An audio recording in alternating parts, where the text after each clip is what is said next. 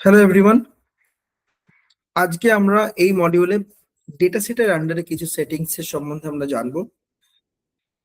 So এখন অবধি আমরা দেখেছি যে একটা টিমের আন্ডারে যখন কোনো ডেটা সেট আমরা ক্রিয়েট করি, সেই ডেটা সেটকে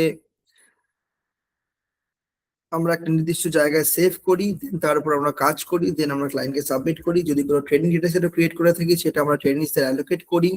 সেই অ্যালোকেশন জবগুলো আমরা লেভেলিং জবসের আন্ডারে দিই, দেন আমরা সেগুলোকে চেক করি। আমরা এক্সাম কি করে সেট করে সেটা জানতে পেরেছি। বাট একটা ডেটা সেটকে বিভিন্নভাবে সেটিংস কিভাবে চেঞ্জ করা যায় বা কোনো একটা পার্টিকুলার রিকোয়ারমেন্টকে কিভাবে ঠিক পর্যায়ে আনা যায়, সেটা আমাদের কাছে দেখতে হবে।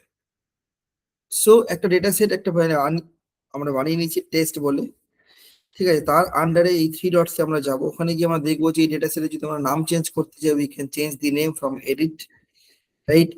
We can also download the dataset depending on the different format.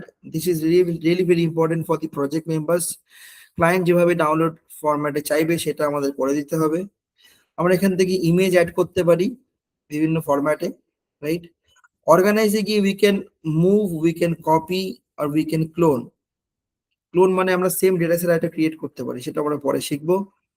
Run অ্যাপের মাধ্যমে আমরা কিছু অন্যান্য অপশনস ইউজ করতে পারি, যেমন ইম্পোর্ট করতে পারি, মার্জ করতে পারি, এখান থেকে ক্লোন করা যায়।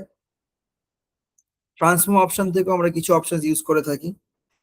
রিপোর্টস এন্ড স্ট্যাটস, এখান থেকে আমরা এই প্রজেক্টের রিপোর্টস আমরা ডাউনলোড করতে পারি, ঠিক আছে। এই ডেটা সেটের মধ্যে কতটা কাজ হয়েছে, ঠিক আছে, কতটা কাজ বাকি, সেগুলো আমরা এখান থেকে দেখতে পারি। আর depending on again the requirement, project team member can use the format.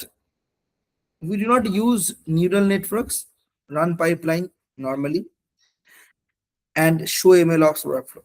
This is what we can do through this project or dataset settings. Thank you, guys.